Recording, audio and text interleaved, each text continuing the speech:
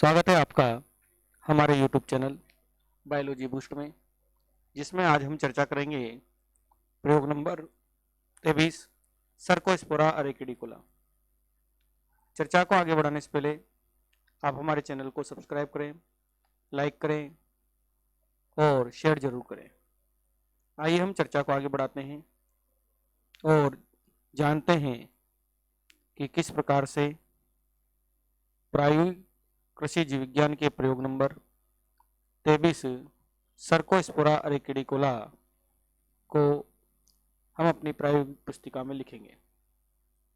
सबसे पहले आप अपनी प्रायोगिक पुस्तिका में उद्देश्य हेडिंग को डालें और उसमें लिखें दिए गए प्रमुख पादप रोग कारक की आंतरिक संरचना के चित्र में निर्देशित अंगों की पहचान करना।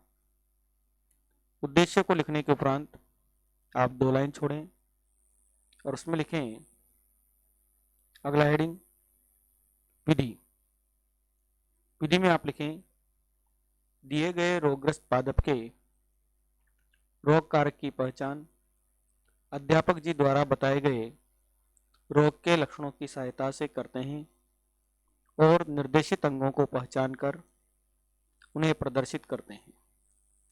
इस प्रकार से विधि को लिखने के उपरांत आप फिर से लाइन छोड़ें और अगला हेडिंग डालें।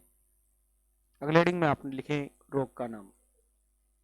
रोग के नाम में आप लिखें मूंगफली का पर्णचित्ती या टिक्का रोग, यह रोग का नाम है।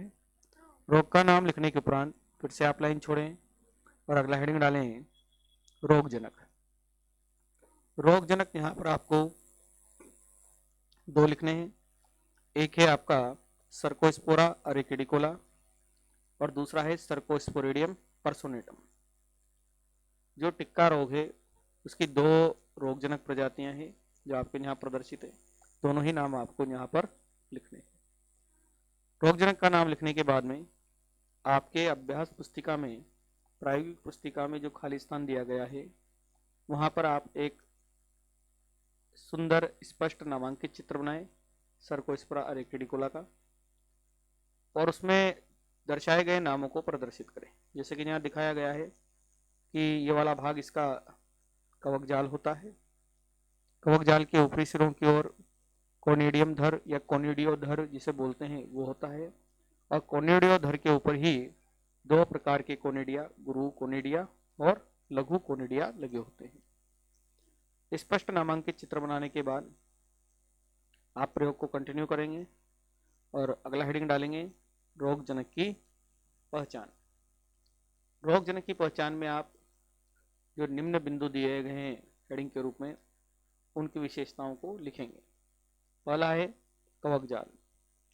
इसमें आप लिखेंगे कवक जाल शाखित, पटयुक्त, अंतरकोशिकीय तथा अंतःकोशिकीय होता है। अगला लिखेंगे आप कोनिडियोधर, जिसे हमने कहा कोनिडियम धर भी होता है। कोनिडियोधर की विशेषता लिखेंगे यह जैतूनी भूरे रंग के पटहीन या 1-2 पटयुक्त या जानुनत होते हैं। इस प्रकार से इसकी विशेषता लिखने के बाद अगला हेडिंग डालेंगे आप कोनिडिया। जैसा कि चित्र में प्रदर्शित है 2 प्रकार के कोनिडिया होते हैं, लघु और गुरु कोनिडिया। तो कोनिडिया की विशेषता क्या हो जाएगी, सामान्यतया यह हल्के पीले रंग के 4 से 12 पटयुक्त, लंबे और नुकीले सिरे वाले होते हैं। तो यहाँ हमने जो लिखा है 4 से 12 पटयुक्त, लंबे और नुकीले सिरे वाले, ये किस प्रजाति के हैं, कोनिडिया सर्कोस्पोरा अरेकिडिकोला के। तो हमने ब्रैकेट में लिखा है कि यह सर्कोस्पोरा अरेकिडिकोला में पाए जाते हैं। लेकिन सर्कोस्पोरिडियम पर्सोनेटम में जो प्रजाति है उसमें 1 से 7 पटयुक्त, छोटे और कुंद गोल सिरे वाले कोनिडिया होते हैं। तो इस प्रकार से रोगजनक की सभी विशेषताओं को हम लिख दें और रोगजनक की सभी यानी रोगजनक की पहचान के सभी लक्षण लिखने के बाद आपका प्रयोग कंप्लीट होता है। और अगले प्रयोग नंबर 24 के लिए हमारे साथ बने रहें, हमारा वीडियो देखते रहें।